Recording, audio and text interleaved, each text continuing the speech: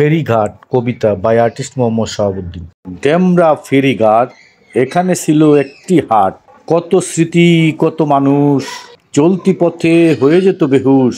দ্রুত গতিতে উঠিতে ফেরিতে, আবার ঘন্টা পরে না পারিত মানিতে।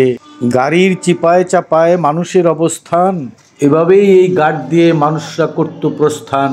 কত জমজমাট ছিল এই ডেমরা ঘাট, ঘাটের ডালা লোহার তৈরি, কবজা লাগানো পাট। এ ঘাটে আসলে মানুষের ছিল না ভেদাভেদ, সমানে সমান আচরণে সবাই যেন কুতুকেত। হাসি তামাশায় রঙ্গরসে এখানে কত কাজ, দিন শেষে ভাগ করে দেয়া সর্দারের হয়ে যেত বুঝবাজ। কুড়ি টানত বোঝা, টোল না দিয়ে যেতে চাইলে আসতে পাবে খোঁজা।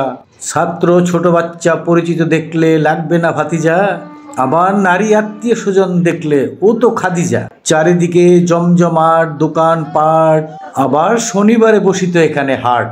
সে সময়ে খেয়া নৌকাও ছিল অনেক, সুলতানা কামাল ব্রিজ হওয়াতে বন্ধ হয়েছিল নৌকা নোটিশে ক্ষণেক।